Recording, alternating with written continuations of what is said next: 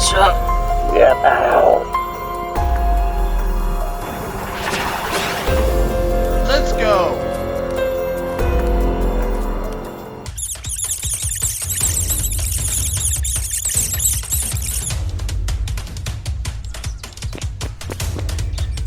Doctor vừa lệnh cho tao, chúng mày phải hy sinh để tạo ra một chủng dịch hạch mới. Đại ca, em nguyện hy sinh vì đại ca. Em cũng vậy. Tốt lắm, tao rất tin tưởng chúng mày. Chuẩn bị đi. Yes.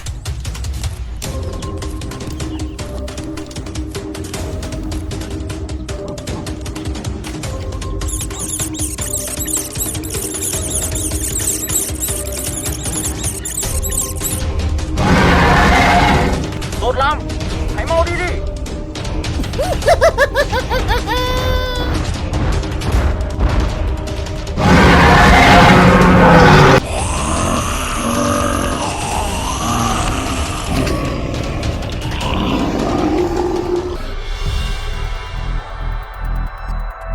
Đúng rồi.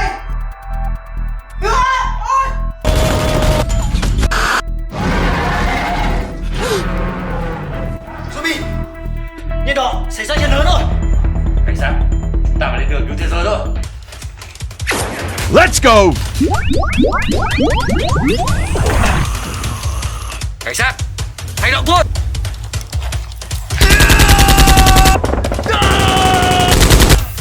Cảnh sát, đứng lại.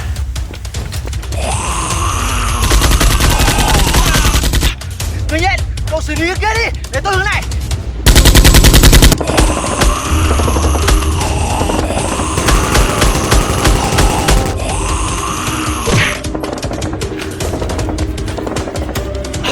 Cảnh sát, cẩn thận.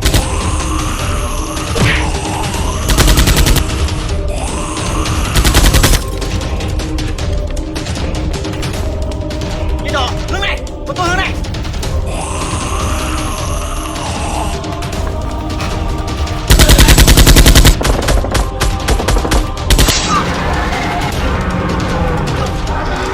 Điện đó.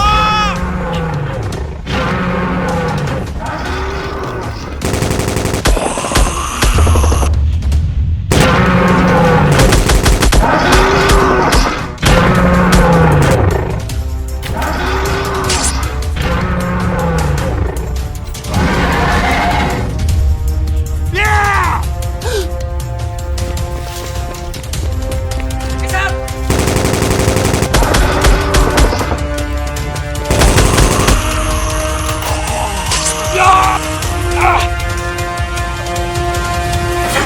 Cảnh sát.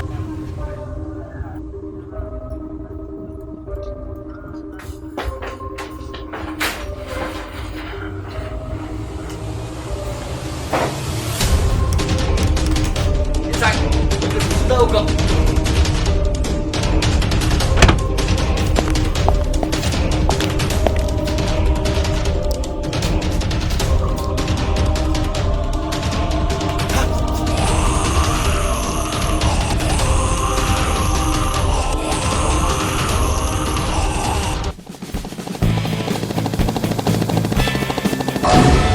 Thế đó.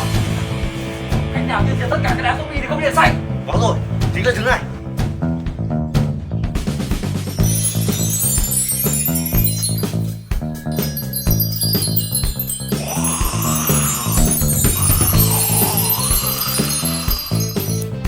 Điện xanh, chúng ta thành công rồi. Còn cảnh sát nữa. Cảnh sát. Hả?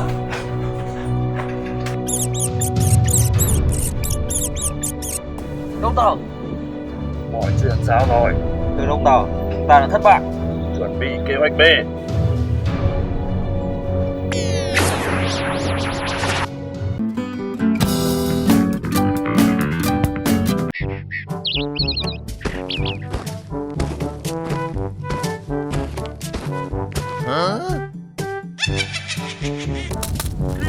Good gravy.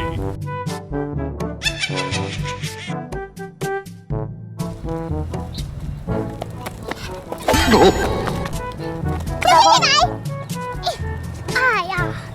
Không sao, tôi rồi, đây ba.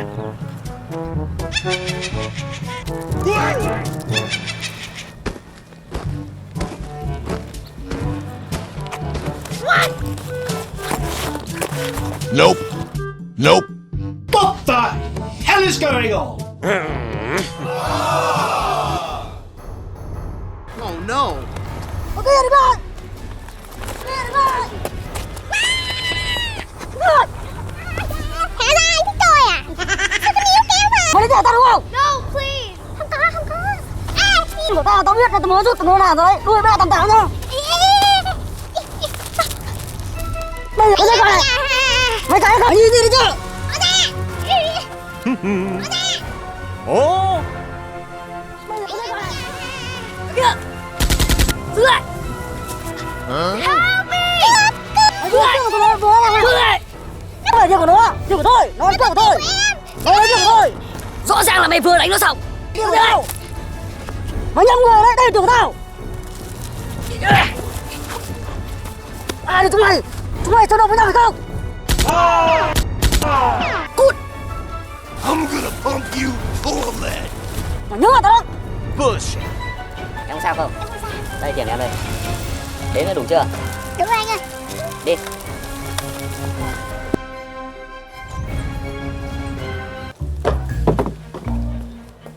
Đây, nhà của anh. Ngồi chơi đi. Anh nhìn nước. Yeah.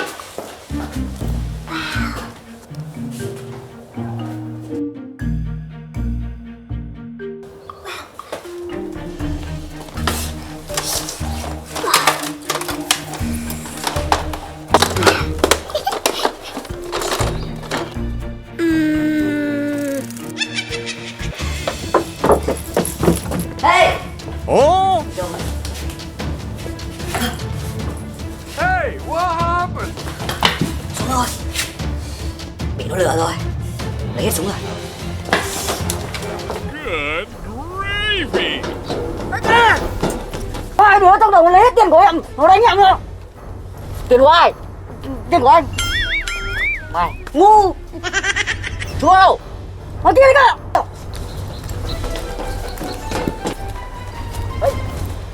Hey.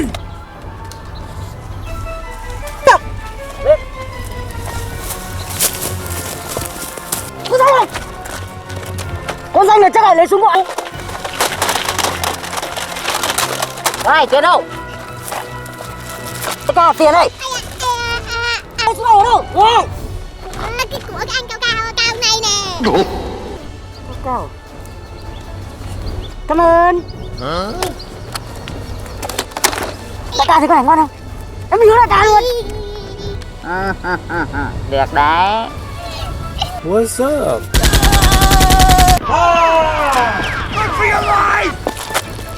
Tại sao lại ăn cắm súng? Em xin lỗi, em lỡ tay. Bị bọn kia nó cướp rồi. Shame on you. Oh. Này, ở đây. Này, theo tao.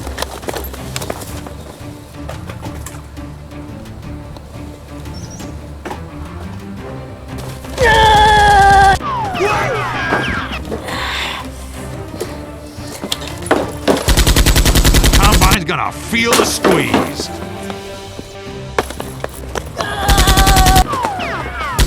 Hey, you!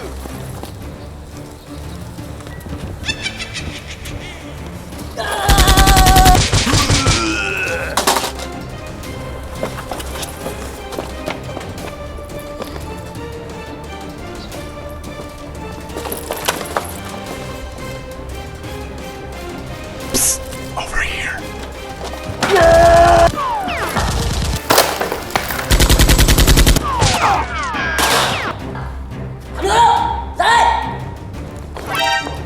Tao đây.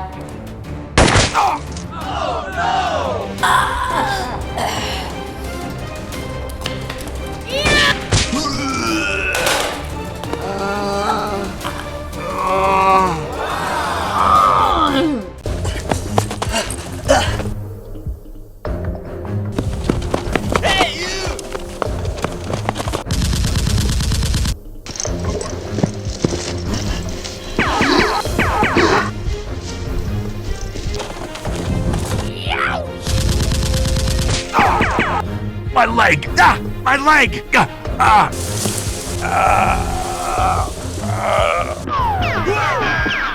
What the hell is going on?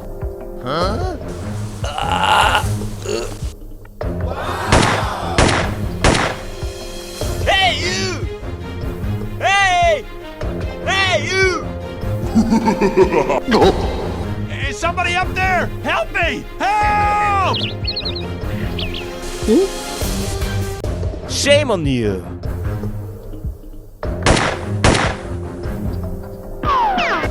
Disgusting.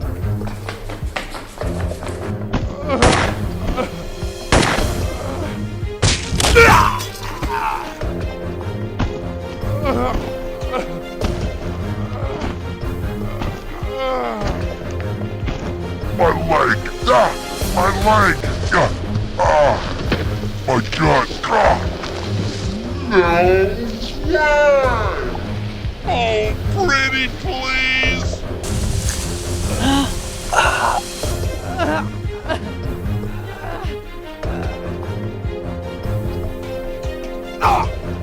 Mày là nào? Headshot!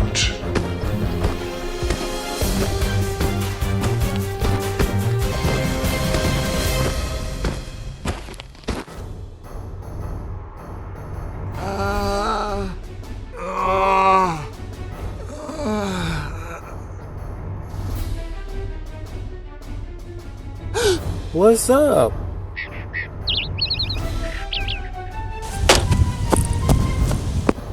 Ai là người đã cứu mình?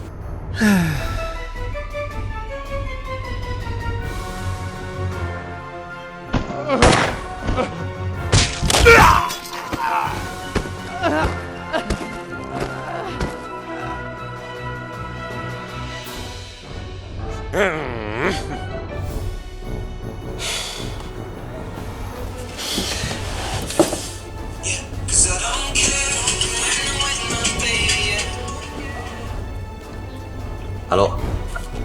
Nhân vật X đang ở trên là cậu hãy đến hỗ trợ ngay. Yes sir.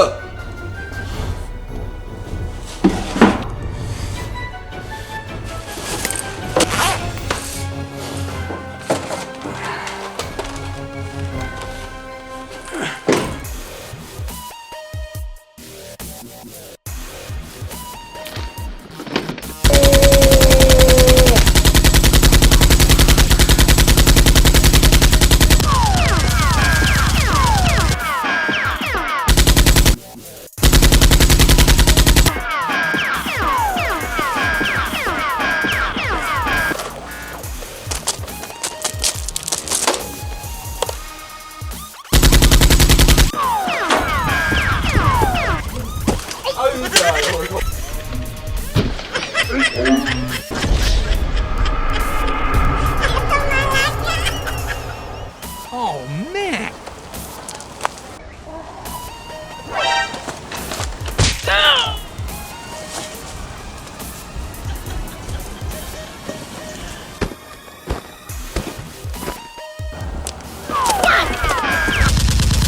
I got another one. Hey! Eat this, you bastard! Catch me later, I'll buy you a beer. No! Get going, Doc. We gotta break camp. Let's get a move on! Shut up! Here come the hacks! Here come the hacks!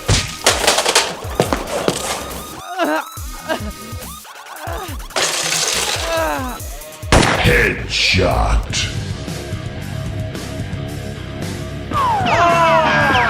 Hey, you!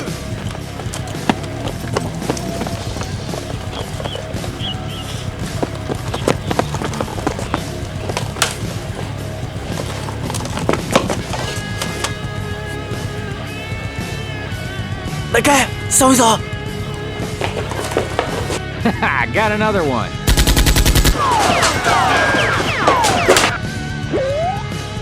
I'm gonna pump you full of lead. Hey, you! Just do it!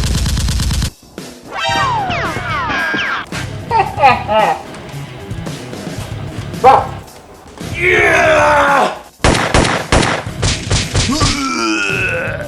What are you doing?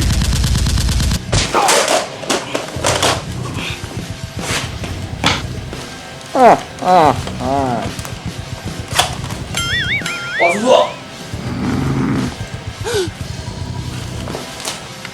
Hey you! Hey! Hey, stop! I'll be back. Hey! You must die! Come on! Wow.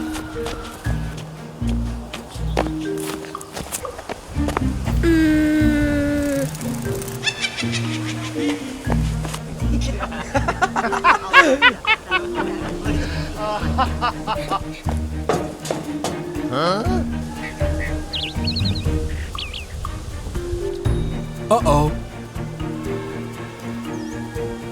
Hey! Hello?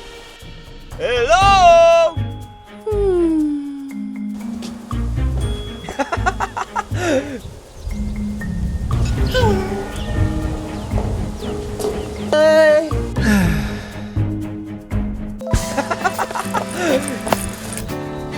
Love that.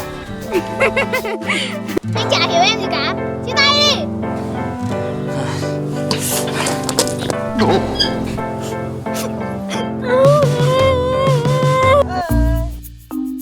Come on, buddy. Let's go.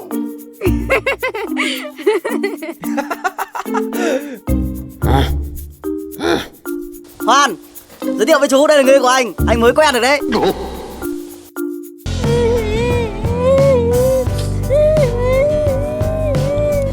Đừng khóc nữa, hãy nín đi đừng không. Nhìn đôi mắt em đã sưng lên kìa. Cầm tay anh, dựa vai anh, nơi này có anh. Thôi, đừng khóc nữa. Vâng. Trước đây thì đầm sen này đẹp lắm, nhưng mà đến mùa này thì nó tàn hết rồi.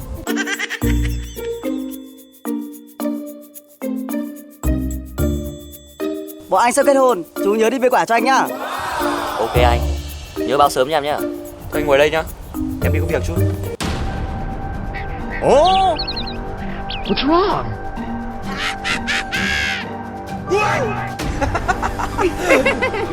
I got it! What are you doing? Damn it!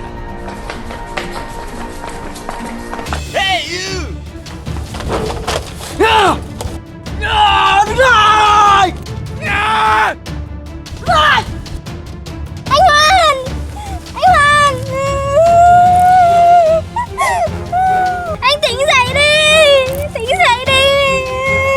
Tại sao anh lại đỡ đạn cho em? Sao không để anh chết đi? Sao vậy? Đại ca cứu em!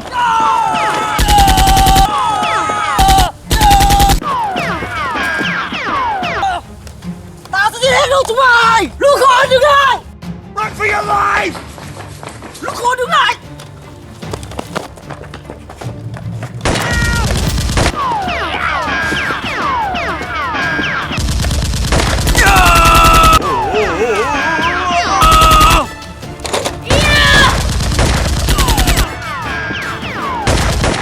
Đại ca chạy chứ gì? Để nó ở đây. Okay. À, mình chạy à?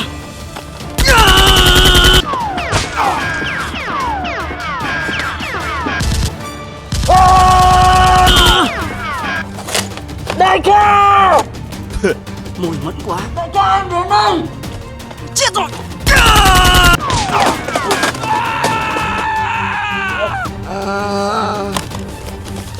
Đại ca, chạy trước đi.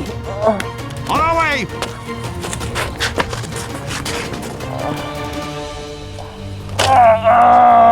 I'm gonna pump you full of lead. Mày phải chết!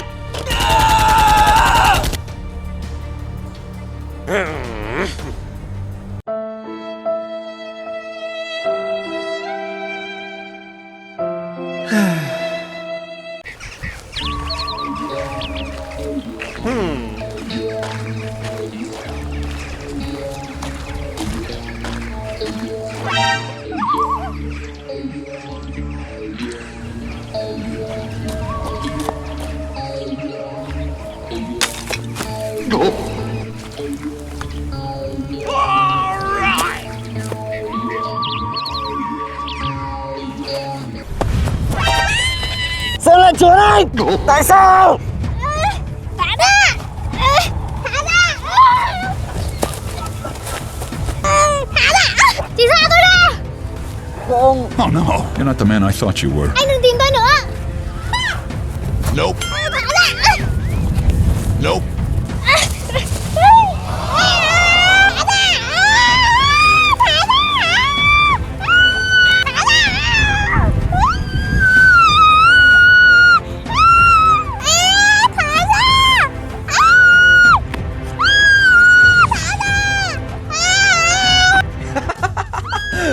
Huh? Hey, you! What are you doing? Thằng khốn, mày làm gì vậy? Hả? Đây là người yêu của tao. Đây là người yêu của tao. Chó, nhớ mặt tao.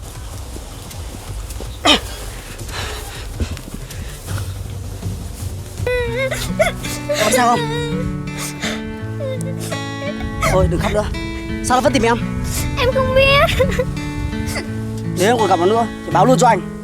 Em biết rồi. Thôi đi nào. Come on, buddy. Let's go. Đại ca, là sao? Có thằng đánh em. Thằng nào ở đâu? Đại ca phải trả thù cho em. Được rồi, đi. Go, go, go, go! Huh? Này. What the hell is going on? I'm gonna pump you full of lead. Oh, fiddle faddle!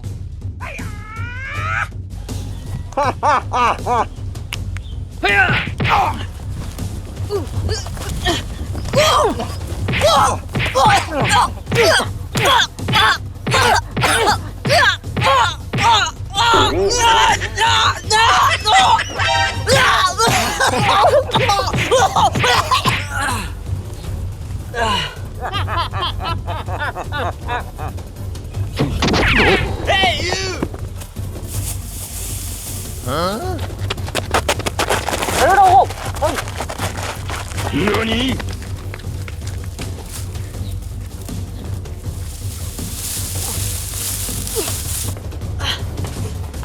Em làm sao đấy? Khốn kiếp. Chúng nó chặn đầu đánh anh. Anh thề anh sẽ giết hết bọn họ. Để em xem nào. Em đâu chỗ nào?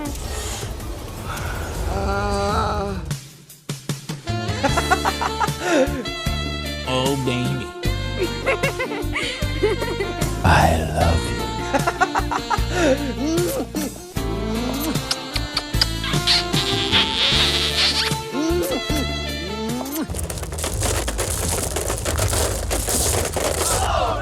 Anh chạy đi.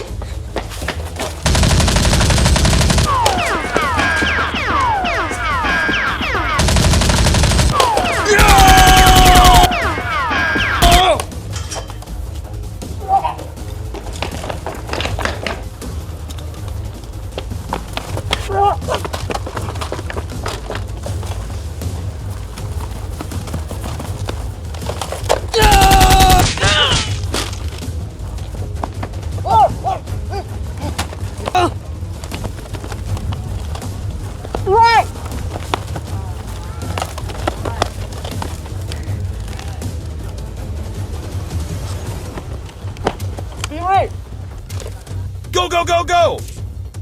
Đi nó đi.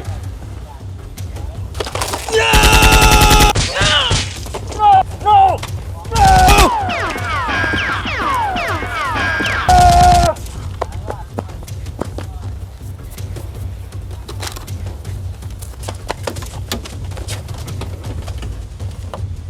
Oh shit. Oh!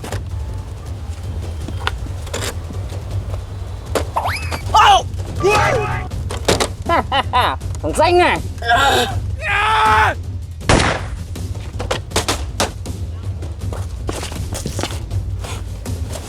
Hey! Anh có sao không? Em biết sao? Đi thôi. Go, go, go, go!